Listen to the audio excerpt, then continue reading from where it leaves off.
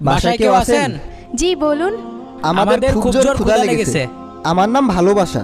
আমার নাম সম্পদ। আমার নাম সফলতা। আসুন তাহলে ভেতরে এসে খাবার খেয়ে যান। না, আপনি আমাদের তিনজনের ভিতর থেকে যে কোনো একজনকে ডাকতে পারবেন। আপনারা 1 মিনিট দাঁড়ান, আমি আসছি। শুনছেন, বাইরে 3 জন লোক এসেছে, ভালোবাসা, সম্পদ আর সফলতা। ওনারা খাবার খেতে চায়, নিয়ে আসো তাহলে। কিন্তু ওনারা বলছে যে কোনো একজনকেই আনতে পারবো। তাহলে তুমি ভালোবাসাকেই ডেকে আনো। কিন্তু আমি ভাবছিলাম যে সম্পদকে ডেকে নিয়ে আসি, কারণ সম্পদ থাকলে তো সবই হবে। না, তুমি ভালোবাসাকেই নিয়ে আসো। আচ্ছা ঠিক আছে, আপনাদের মধ্যে যে ভালোবাসা সে আমার সাথে আসুন। এ কি দেখুন, আমি তো একজনকেই আসতে বলেছি, এখন তো 3 জনই চলে এসেছে।